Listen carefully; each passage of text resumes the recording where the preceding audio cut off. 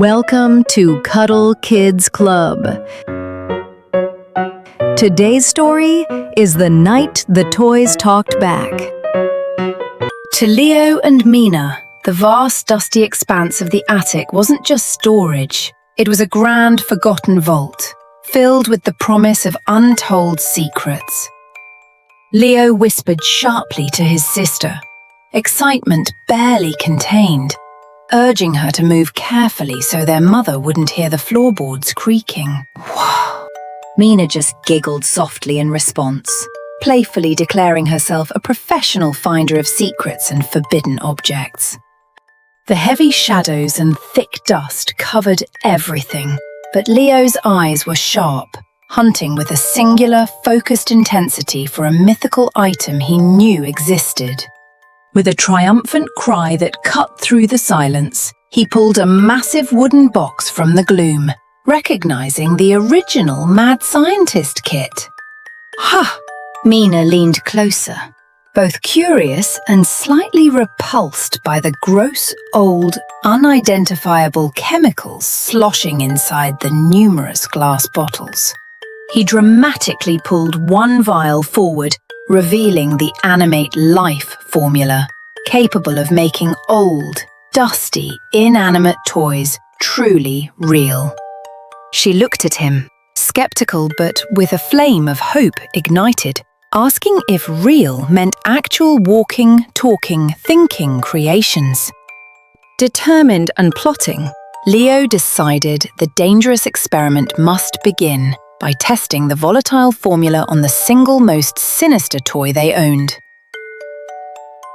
That dubious distinction belonged to the most ominous resident of the shelf, old Captain Caleb, the one-eyed patchwork pirate doll.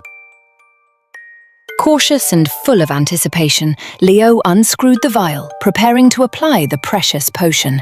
Just one careful, silent drop. As the liquid made contact with the doll's stitching, there was an immediate, high-pitched, static electrical crackle that made them jump. Then, nothing.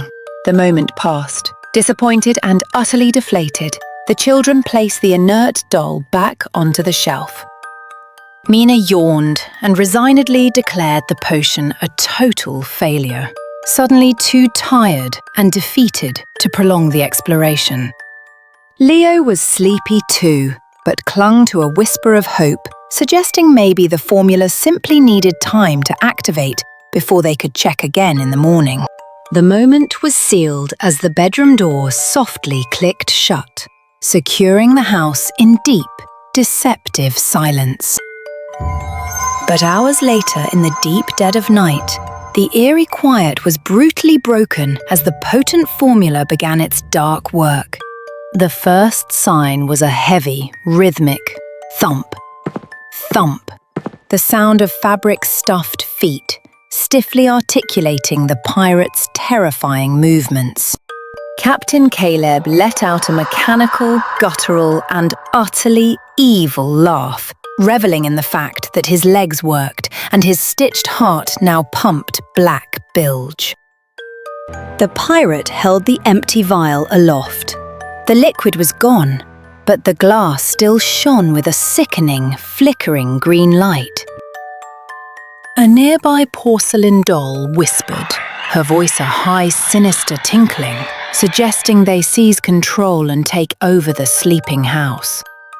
Enraged and commanding, Caleb ripped himself free from the dusty shelf and ordered the others to wake up, declaring they would now give the orders.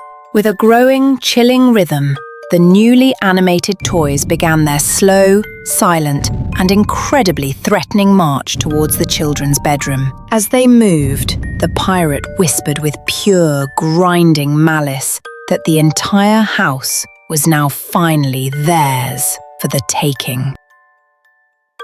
The loud, sudden crash of a lamp jarred the children awake, followed instantly by a piercing shriek of sheer terror. Mina whimpered, tears stinging her eyes, pointing a trembling finger at the mechanical, jerking movements in the shadows. Panic surged through Leo as he realized the full scope of the disaster. The toys had jammed and blocked the door, sealing them in.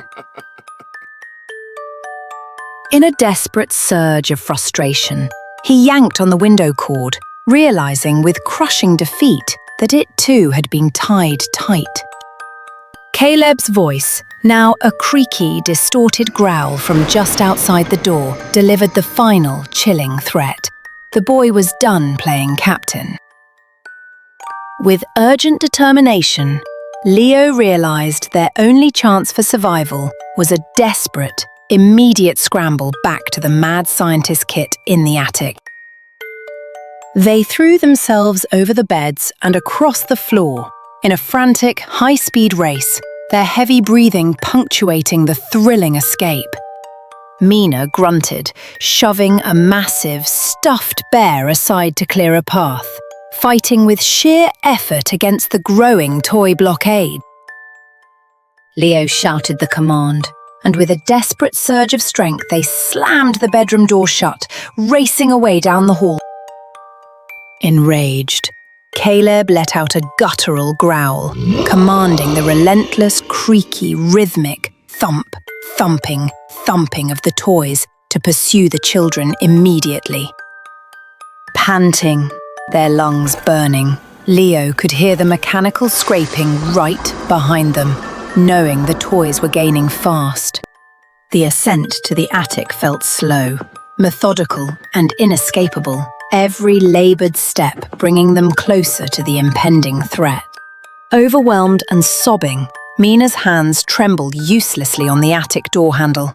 She couldn't summon the strength to turn it. Captain Caleb let loose a loud, triumphant mechanical cackle as the wood splintered. They had breached the final barrier and were coming through.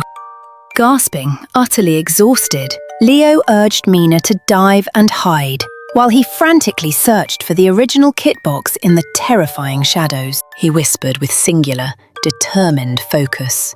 The kit was there, and the unlabelled bottle had to contain the neutralizing antidote. Brave despite her obvious fear, Mina strained with incredible effort, dragging a heavy trunk across the opening to buy Leo precious seconds. Captain Caleb let out a frustrated, guttural groan of pure anger, violently ordering the massive wooden obstacle moved from his path. Leo's hands frantically searched, the sound of tinkling glass everywhere, until his excitement peaked. He had the right, heavy bottle. But Mina's sharp shriek cut through the air. The leading toys were already climbing over the obstruction, lunging towards them. With a vicious snarl of game over, Captain Caleb let loose an ugly mechanical sound as a heavy, animated toy jumped and landed right beside them. Roaring defiance at the terrifying pirate, Leo hurled the glass vial with all his strength, declaring this was for the sanctity of their childhood. The climactic sound of shattering glass and a sickening wet splatter echoed through the attic as the antidote drenched Captain Caleb completely.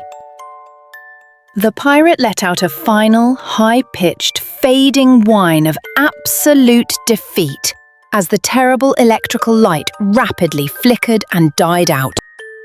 In the quiet, sudden resolution, the pirate doll instantly froze, followed by his two lifeless accomplices, all three falling with three stiff, dead thuds. Leo leaned against the wall, sighing with deep, shaking relief, which was answered only by Mina's soft, relieved giggle. The terrible game was finally, truly over.